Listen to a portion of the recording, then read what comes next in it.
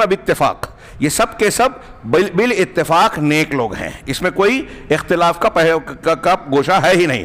وَإِمَّا، اب یا تو وہ ان لوگوں کو جو نیک تھے ان کو پکارتے تھے، یا پھر وہ پکارتے تھے تو وہ عبادت کرتے تھے درختوں کی یا پتھروں کی۔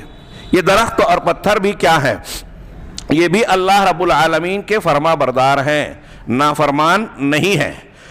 درخت، پتھر، لکڑیاں اور دوسری مخلوقات، ان کے بارے میں کہہ رہے ہیں کہ ہذہ طاعتھا للہ تلیق بہا، یہ سب کے سب اللہ رب العالمین کی اطاعت و فرما برداری میں لگے ہوئے ہیں، جیسی ان کی حالت اور ان کی شان ہے اس اعتبار سے، اور سب کے سب اللہ کے سامنے جھکتے ہیں، اس کی تابعداری کرتے ہیں اور اس کی تسبیح بیان کرتے رہتے ہیں۔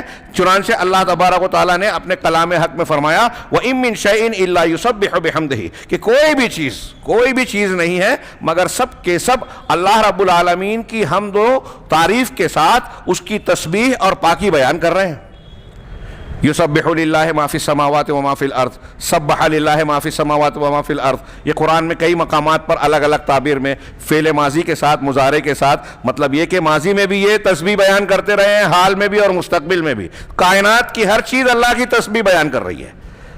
اب یہاں کچھ عقل والے یہ کہتے ہیں کہ یہ پیڑ پودے اور پتھر اور سمندر اور دوسری جو پرندے ہیں اور جانور ہیں، حیوانات ہیں، ان کی تسبیح کا مطلب کیا ہے؟ تو کہا کہ یہ دراصل زبان حال سے تسبیح بیان کر رہے ہیں، زبان قال سے نہیں۔ تو اہل علم نے اس کا رد کیا اور قرآن سے رد ہوتا ہے۔ قرآن میں یہ سورہ اسراء کی جو آیت ہے اس کا اگلا ٹکڑا ہے کہ وَلَٰكِن لَا تَفْقَهُونَ تَسْبِيحَهُمْ، دماغ میں رکھیے گا یہ دلیل۔ اللہ رب العالمین فرما رہا ہے کہ یہ ساری چیزیں کائنات کی اللہ کی تسبیح بیان کر رہی ہیں حمد کے ساتھ، لیکن تم ان کی تسبیح کو نہیں سمجھتے۔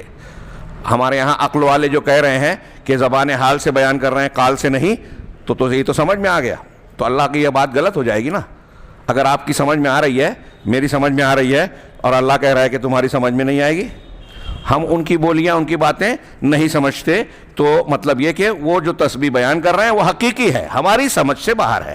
چنانچہ کہہ رہے ہیں شیخ فَكُلُّ الْمَخْلُوقَاتِ مُسَبِّحَةٌ لِلَّهِ، چنانچہ جتنی بھی مخلوقات ہیں وہ سب کے سب اللہ رب العالمین کی تسبیح کا نام ہے، اس کی تسبیح میں لگے ہوئے ہیں۔ یعنی کیا مطلب؟ اللہ رب العالمین اور اللہ رب العالمین کے سامنے خشوع اور خضوع اختیار کیے ہوئے ہیں، اس کے حکم کے سامنے تسلیم و رضا کہتے ہیں۔